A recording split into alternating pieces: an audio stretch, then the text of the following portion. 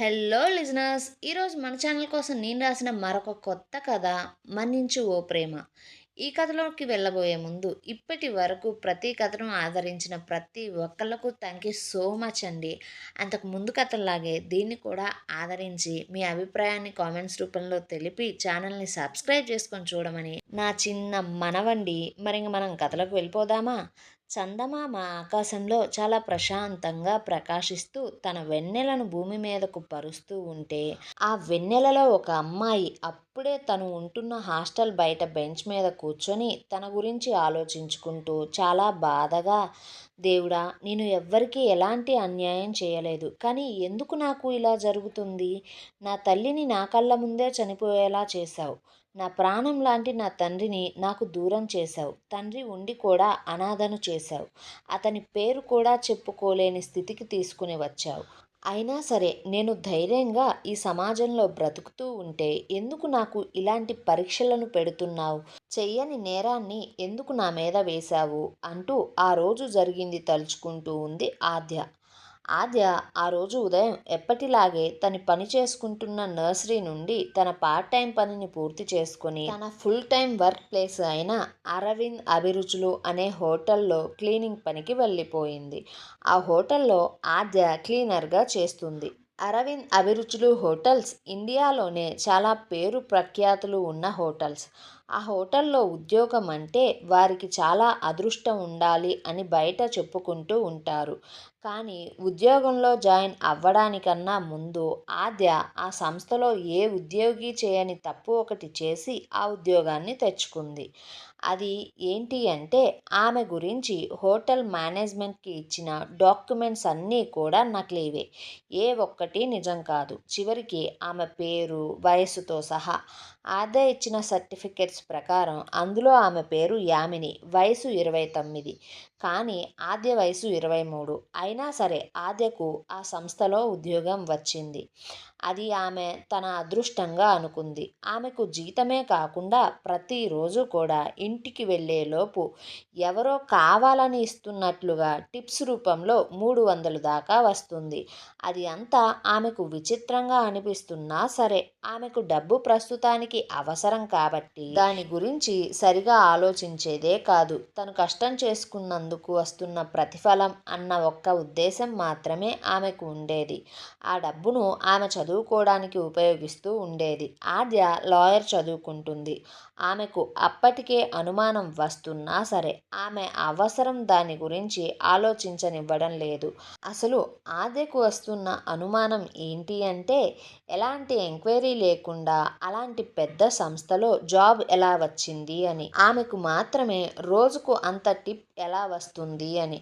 అలా అన్ని అనుమానాలు ఉన్నా సరే ఆమె స్థితి, అవసరం దాని గురించి ఆలోచించనివ్వడం లేదు.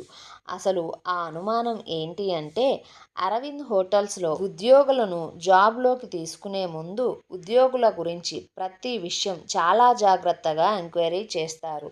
చివరికి వాళ్ళకున్న డిసీజెస్, ఇంకా అలవాట్లు, అలాగే ఫుడ్ అలర్జీస్, ఇంకా క్యారెక్టర్, అలాగే ముఖ్యంగా వారికి ఏమన్నా నేర చరిత్ర గల మూలాలు ఉన్నాయేమో అని కూడా వాటి గురించి క్షుణ్ణంగా తెలుసుకొని కానీ జాబ్ ఇవ్వరు. ఎందుకంటే అరవింద్ హోటల్స్ 7 స్టార్ ఫెసిలిటీస్ కలిగినవి. ఆ హోటల్స్లో ఫుడ్ కోర్ట్స్, అలాగే వెకేషన్స్కి ఉండడానికి తగినట్లు చాలా లగ్జరీగా ఉంటాయి. అలాంటి హోటల్స్లో కేవలం టీ స్టార్టింగ్ ప్రైజే ₹100 పైన మొదలవుతుంది. పైగా ఆ హోటల్స్కి ఎక్కువగా విఐపీలు, వివిఐపీలు వస్తారు కాబట్టి ప్రతి ఒక్కరి బ్యాక్గ్రౌండ్ వెరిఫికేషన్ చాలా ముఖ్యంగా ఉంటుంది. కానీ ఆ విషయంలో ఆద్యకు అలా జరగలేదు. అలాంటి హోటల్లో ఆద్య జాయిన్ అయ్యి అప్పటికి 4 నెలల పైనే అవుతుంది. ఆ హోటల్ ఓనర్ అరవింద్. అతను ఆ రాష్ట్రంలోనే నంబర్ 1 పోలీస్ ఆఫీసర్ కొడుకు. అతను తన సొంత కాళ్ళ మీద ఎంతగా గుర్తింపు తెచ్చుకున్నా సరే, అతను ఎంచుకున్న హోటల్స్ రంగంలో మొదటి స్థానంలో ఉన్నా సరే, తండ్రి పేరు మాత్రం ఇంకా అతను మోస్తూనే ఉన్నాడు. అలాంటి గొప్పవారికి ఇలాంటి ఉత్తముడే కొడుకుగా పుడతాడు అంటూ అంతటి గుర్తింపు ఉంది అతని తండ్రికి. కానీ అరవింద్కి అతని తండ్రి అంటే అస్సలు ఇష్టం లేదు. అతని పేరును పలకడానికి కూడా ఇష్టపడడు. చివరికి అతని పేరు చివర తన తండ్రి పేరును పెట్టుకోవడానికి, అతని తండ్రి ఇంటి పేరును పెట్టుకోవడానికి కూడా ఇష్టపడడు. అలా కొన్ని రోజులకు ముందు తండ్రిని కలిసి వచ్చిన ఆద్య ఆమె నర్సరీ జాబ్ని మానేయాలని నిర్ణయించుకుంది. అలా మానేసి పూర్తిగా చదువు మీద దృష్టి పెట్టాలని డిసైడ్ అయ్యి ఒక హోటల్ క్లీనింగ్ జాబ్ మాత్రమే చేస్తూ ప్రపంచానికి ఆమె ఎవరో, ఆమె గతమేంటో తెలియకుండా చూసుకుంటూ వస్తుంది.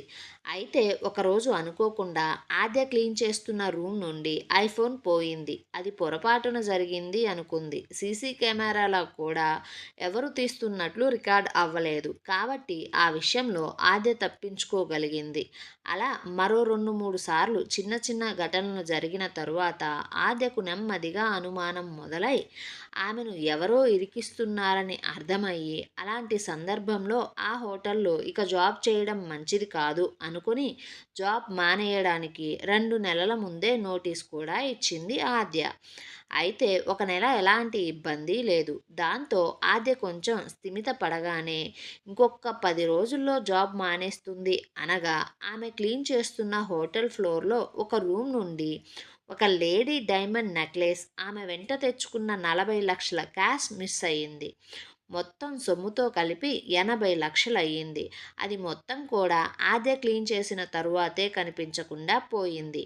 అయితే ఆ ఫ్లోర్లో ఉన్న కెమెరాస్లో రికార్డ్ అయిన దాని ప్రకారం గడిచిన 20 గంటల్లో ఏ క్లీనర్ కూడా ఆ ఫ్లోర్కి వెళ్ళలేదు. దాంతో ఆద్య ఎంత చెప్పినా కూడా లాభం లేదు. రేపటిలోగా దొంగిలించిన సొమ్మంతా కట్టాల్సిందే డబ్బుతో సహా, లేకపోతే జైలుకు పోవాలి అంటూ ఆద్య మీద ఆ దొంగతనాన్ని వేశారు. అది కూడా ఆమె జీవితం మొత్తం జైలుకి వెళ్ళాలి అంటూ హోటల్ మేనేజ్మెంట్ ఆ సమయంలో ఆమె ఫేక్ డాక్యుమెంట్స్ సంగతి చెప్పి ఆమె మీద ఫ్రాడ్ అని కూడా కేసు పెట్టి జీవితం మొత్తం జైల్లోనే ఉంచుతామని చెప్పారు. అలా జరగకూడదు అనుకుంటే రేపటిలోపు మొత్తం సొమ్ము తీసుకుని వచ్చి కట్టమన్నారు.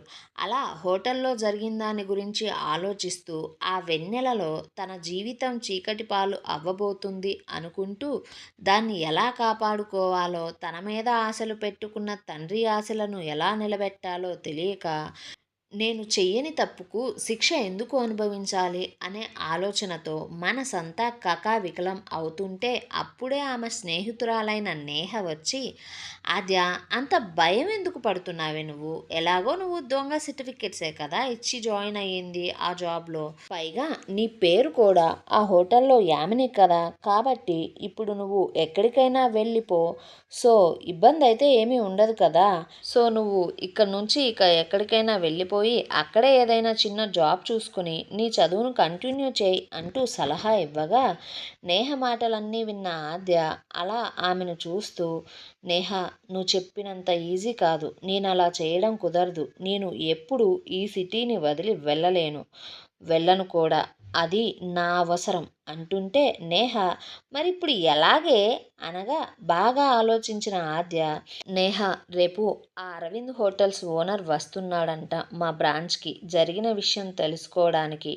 సో నేను అతనికి నా తప్పు ఏమీ లేదని అర్థమయ్యేలా చెబుతా.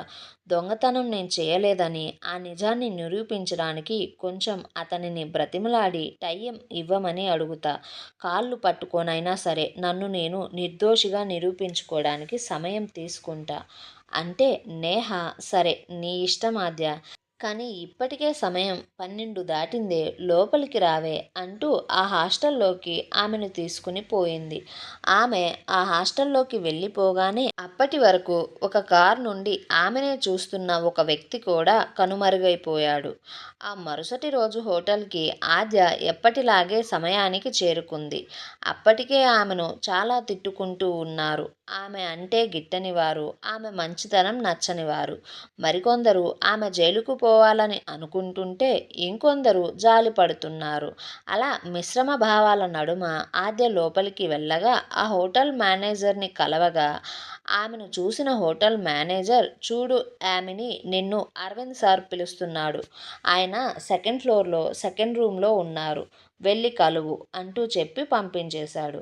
ఆద్య సెకండ్ ఫ్లోర్‌కి వెళ్ళి రూమ్ నంబర్ 2 డోర్ ముందు నుంచొని ఒకసారి ప్రశాంతంగా ఊపిరి తీసుకొని వదులుతూ, వణుకుతున్న చేతులతోనే కాలింగ్ బెల్‌ని కొట్టింది. అలా 2, 3 సార్లు ఆద్య బెల్‌ని కొట్టిన తరువాత లోపల ఉన్న ఒక వ్యక్తి కమేన్ అంటూ పిలవగానే, ఆ పిలుపు వినిపించగానే ఆద్య లోపలికి వెళ్ళగా, లోపల 5 అడుగుల 10 అంగుళాల ఎత్తులో బ్లూ కలర్ సూటులో తెల్లటి శరీరంతో దృఢమైన వర్చస్సుతో చూడగానే మతిపోగొట్టేలా హీరో శ్రీకాంత్ కొడుకులా ఉన్నాడు మన హీరో అరవింద్. లోపలికి రాగానే ఆద్య అతనిని చూస్తూ చిన్న నవ్వుతో గుడ్ మార్నింగ్ సార్, మీరు నన్ను పిలిచారంట అంటూ అడగ్గా, అరవింద్ సూటిగా ఆద్యనే చూస్తున్నాడు. ఆద్య 4 అడుగుల 10 అంగుళాల ఎత్తులో పింక్ కలర్ ఒంటికి అతుక్కుపోయే హోటల్ క్లీనింగ్ డ్రెస్ వేసుకొని, ఆమె శరీర సౌష్ఠవంలో ఎలాంటి లోపం లేకుండా దేవుడు అన్ని భాగాలను అందంగా చెక్కినట్లు ఉంది. హీరోయిన్ శ్రీలీలలా చూడగానే ముచ్చటగా ఉంది. ఆమెను అలా చూసిన అరవింద్ పెదవులు విచ్చుకొని చిన్న చిరునవ్వుతో, ఆద్య, నాకు దొంగ తిరుగుడుగా మాట్లాడడం నచ్చదు. కాబట్టి నేరుగా పాయింట్‌కి వస్తున్నా. నీ మీద ఉన్న ఆరోపణలు నిజమా అని అడగ్గా, ఆద్య లేదు సార్, అవన్నీ అబద్ధాలే అంటుంటే, అరవింద్ మరి అవి అబద్ధాలే అని నువ్వు చెప్పడానికి నీ దగ్గర ఏమన్నా ఆధారాలు ఉన్నాయా అనగా, ఆద్య మౌనంగా ఉంది. దాంతో అరవింద్ నీకు ఆ దొంగతనానికి సంబంధం లేదా అంటే, ఆద్య లేదు అంటూ తలను అడ్డంగా ఊపి మౌనంగానే ఉంది.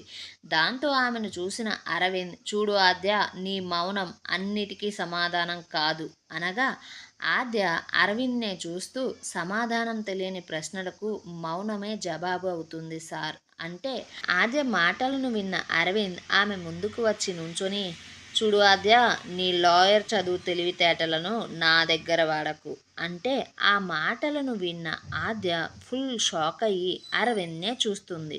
ఎందుకంటే ఆమె లాయర్ చదువుతుందన్న విషయం ఒక్క తన స్నేహితురాలైన నేహకు తప్ప మరెవ్వరికీ తెలియదు. అలాగే ఆద్య ఎప్పుడూ రోజూ లా కాలేజ్‌కి కూడా వెళ్ళిందే లేదు.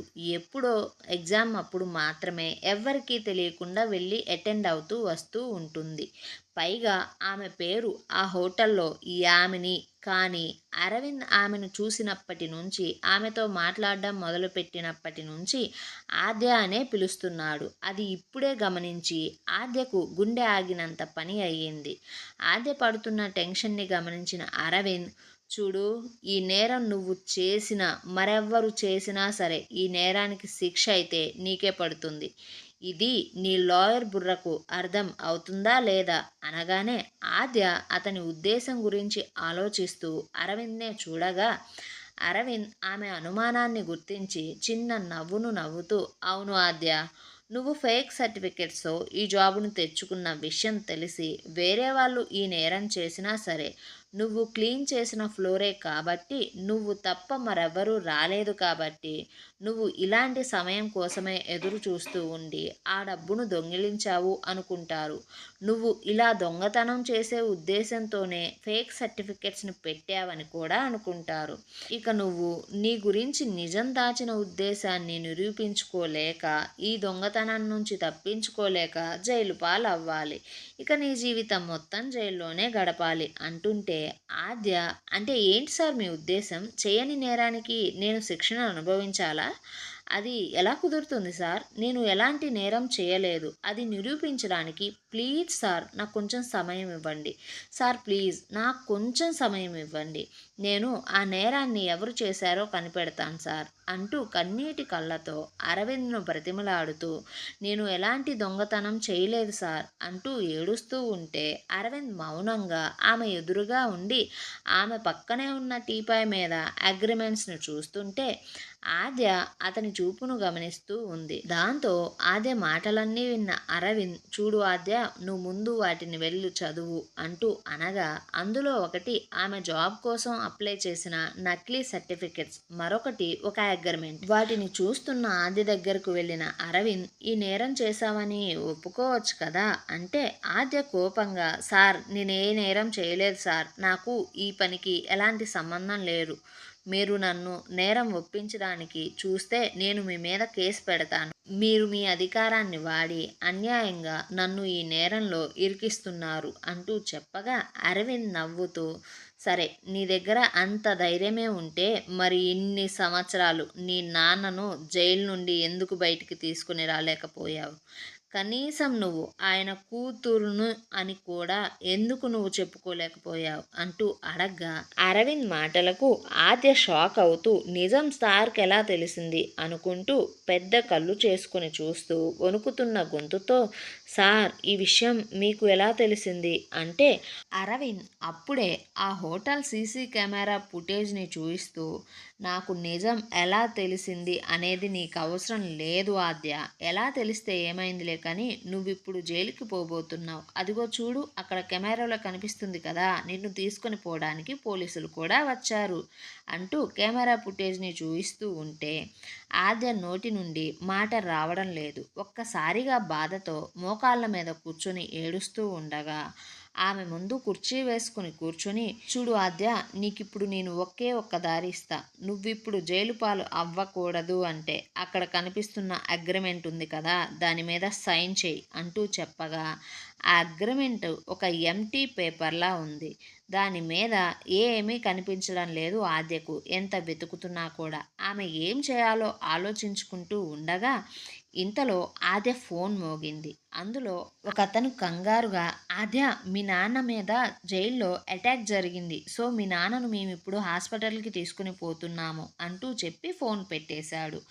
ఆ సమయం కోసమే ఎదురు చూస్తున్న ఆద్య తండ్రిని ఎలాగైనా సరే ఇప్పుడు ఆ జైలు నుండి బయటికి వస్తున్నాడు కాబట్టి అతనిని డైరెక్ట్గా కలిసి మాట్లాడాలని తండ్రిని కలుసుకోవడం కోసం వెళ్ళిపోబోతూ ఉండగా అరవింద్ ఆమెను ఆపుతూ, మీ నాన్న హాస్పిటల్లో ఉన్నాడు కదా, నువ్విప్పుడు మీ నాన్నను కలవాలంటే నీకు ఒకటే దారి, ఆ పేపర్స్ మీద సైన్ చేయి, లేకపోతే ఇక నీ ఇష్టం అనగా ఆద్యలో కంగారు పెరిగిపోతూ ఉంది. దాంతో ఆద్య అరవింద్ ఉద్దేశాన్ని అర్థం చేసుకోవడం కోసం, సార్ నేను మిమ్మల్ని ఒకటి అడగచ్చా, అసలు నేను ఆ ఎంటీ అగ్రిమెంట్ మీద సైన్ చేయడం వల్ల జైలుకు ఎలా పోకుండా ఉంటాను అంటూ అడగ్గా అరవింద్, అదంతా నీకు అనవసరం ఆద్య, ఇప్పుడు జేజే హాస్పిటల్కి మీ నాన్నను తీసుకుని పోతున్నారు, నువ్వు ఇక్కడి నుంచి అక్కడికి వెళ్ళడానికి 2 గంటల సమయం పడుతుంది, అదే ఇప్పుడు నువ్వు వాటి మీద సైన్ చేసావా అనుకో, నేను నిన్ను గంటలోనే అక్కడికి తీసుకుని పోతా,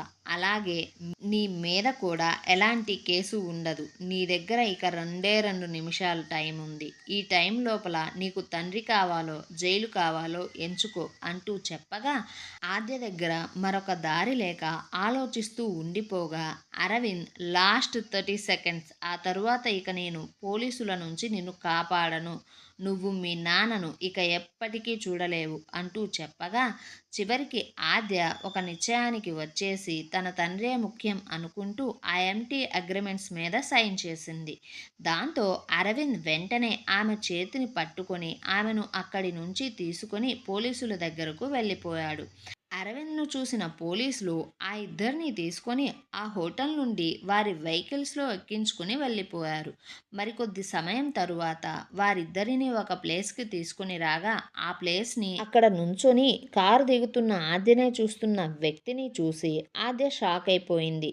ఏమండోయ్ అరవింద్, అసలు నిత్యతో చేయించుకున్న సంతకాలు ఏంటి, అక్కడ నిత్య ఎవరిని చూసి షాక్ అయిపోయింది, నిత్య తండ్రి జైలు పాలు ఎందుకయ్యాడు, అరవింద్ తండ్రి అంత పెద్ద పేరున్న పోలీస్ ఆఫీసర్ అయినా అతనంటే అరవింద్కి ఎందుకు ఇష్టం లేదు, ఏ కారణం వల్ల ఆద్య తన తండ్రి పేరును వాడుకోకుండా జీవించాలని చూస్తుంది?